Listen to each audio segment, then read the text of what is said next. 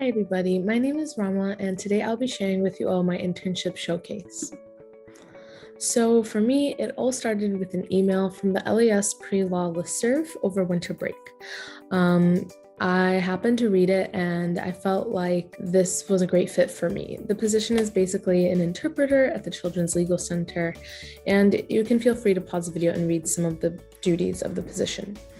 I decided to send in my resume and I interviewed, and 2 days later, I was offered the position.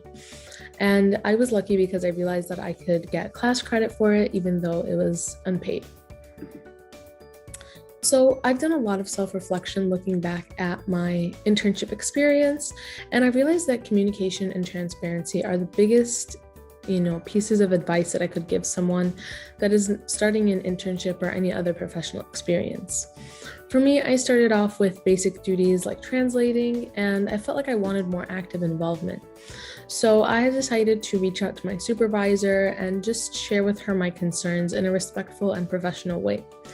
This was a really surprising experience for me because she was really, really receptive and she offered me a bunch of different projects that I could take on. I ended up choosing to take on the FOIA shadowing project, in which I was shadowing the FOIA intern who works on getting documents from governmental organizations for our clients. And I ended up getting to learn a lot of things that I wouldn't have learned if I didn't reach out. This leads me to a career competency that I worked on the most, which is professionalism. I was able to really hold myself accountable and talk to my supervisor in a really, really confident way that was still really respectful and got my point across. And this has helped me in interviews and other professional experiences down the line. With that, the confidence that I've built is something that really makes me feel like I have a lot of purpose and like I'm impacting those around me. I was able to speak up and I was able to learn about things that I didn't need to know about, but now I can add that stuff to my resume. And this leads me to my biggest accomplishment, which is the retainer agreement that I translated. So this is the retainer agreement. It's one of the longest documents that I've translated. And basically, this is when a client is going to finally sign on with our attorneys. So I had a lot to translate through, and I had to make sure that it was still making sense.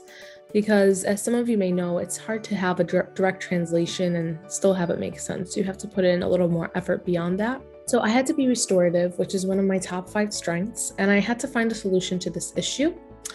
And this kind of related to my third learning objective, which is doing a lot of research on these terms and these acronyms and what is FOIA and, all those things to ensure that the translations were really accurate and really helping the client more so than just being a direct translation. So that's something that I'm really proud of, and that helped me really improve on my confidence. And this leads me to my final point. Going into the semester, I really looked at success as something that was linear. And now that I reflect, I have grown so much and gained so much confidence. So I thought that success was just an achievement of your goals. But looking back, just because I've grown so much and, kind of like this road, I've had a lot of ups and downs. That also is a version of success to me. And I'm really proud of what I've done with the Children's Legal Center and to have had the opportunity to reflect on my accomplishments. Thank you so much.